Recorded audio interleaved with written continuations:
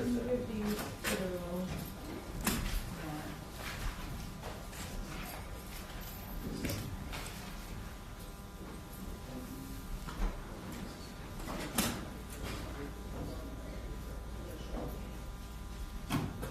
only started watching. I thought you were here. Oh.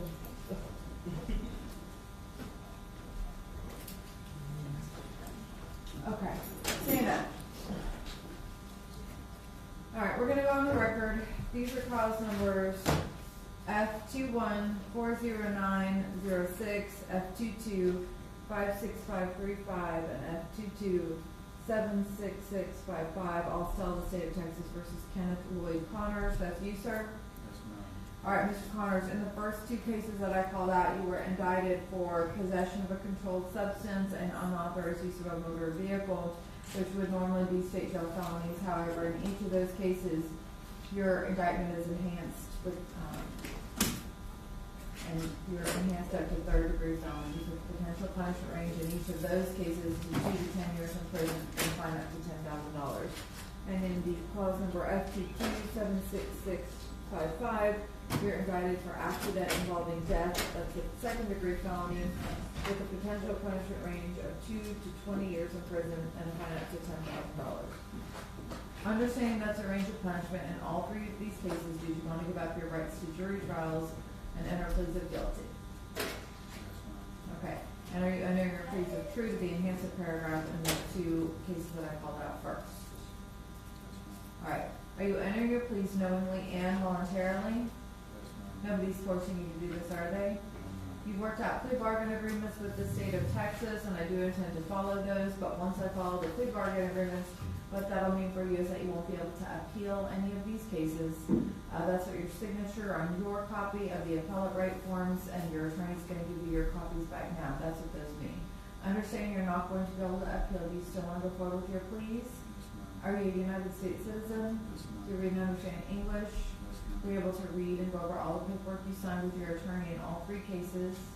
And did you understand the rights you gave up when you signed the paperwork? Is he competent? Yes, Your Honor. I believe my client is competent. Is he wavering? He waits. The judge may it please the court comes down to the defendant, Kenneth Connors III. The same individual is named in each of the state's indictments. Mr. Connors waives formal arraignment and presentation of each indictment. He acknowledges and waives his right to a jury trial in each of these causes. As to the second-degree felony, he'll enter a plea of guilty as charged. As to the two state jail felony offenses, he'll enter a plea of guilty to each offense and a plea of true to each enhancement paragraph. State offer states Exhibit 1, defendant signed, written, and voluntary judicial confession and stipulation of evidence in each case, and the plea of true to the enhancement paragraphs in the two state jail cases. I have no objections to any of the state's exhibits, Your Honor. Admitted. State rests and close. As well, Your Honor. Okay. Alright, Mr. Connors, have you understood everything we've been doing here today? Yes, ma'am. Alright, is Mr. Seymour been able to answer your questions? Yes, ma'am. Alright, I'm going to find you're competent to enter your pleas. I'll find your pleas were freely and voluntarily given, and I'll accept them. In each case, I'm going to find you guilty and find those paragraphs true in the two cases that I called out first.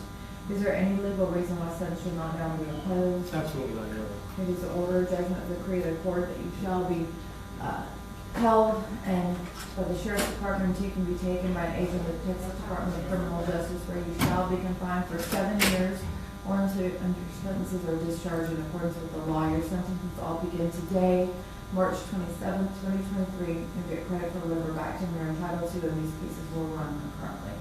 Alright, that concludes this hearing. Let's go off the record. Have a seat. I believe there's a victim impact statement. Yes, Judge, the $3 with each like to escape or statement.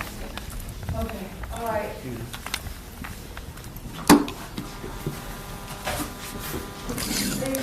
Come up whenever you're ready. Judge, we're going to go on. Okay. Just go ahead and come up and take a seat on the witness stand.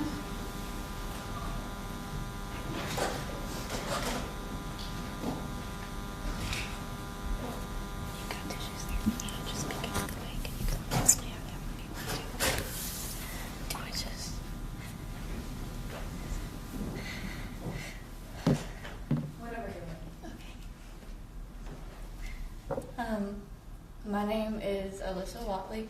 I'm one of the daughters of Billy. Me and my sisters are very young.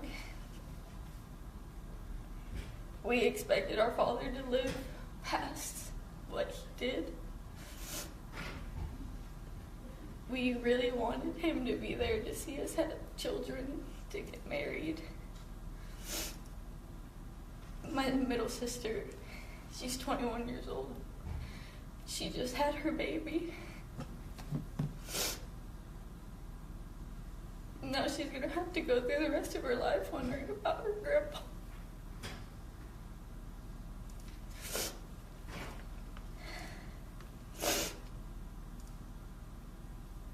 For me, I'm 18. I'm about to be 19.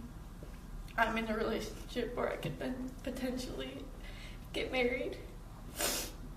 And the option of having my dad walk me down the aisle was taken away from me.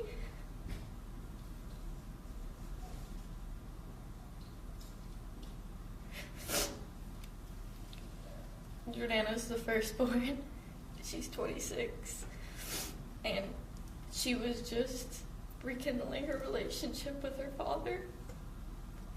They used to be so close, but not as much as they were before. But as everybody does, my father had demons that he was working through.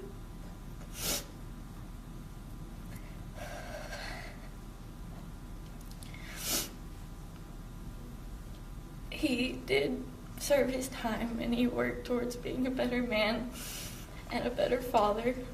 You didn't take what my dad was now. You took the father that he could have been 10 to 15 years from now.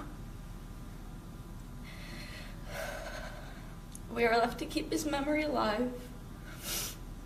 There are so many unanswered questions about what happened.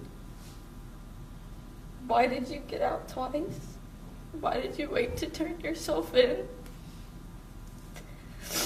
My father wouldn't want us to hold any hatred or anger towards you. If he had lived, I'm convinced you two would have been friends because you're so much alike. My sisters and I understand that shell shock is a real thing when traumatic events happen and you don't know what to do. And because of that,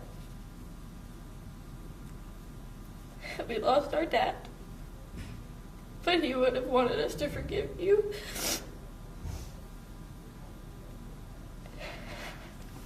I hope you find peace within yourself and understand the consequences of your actions, because every choice you make has one. I hope you never have to feel the way my sisters and I have felt these last few months. That's all.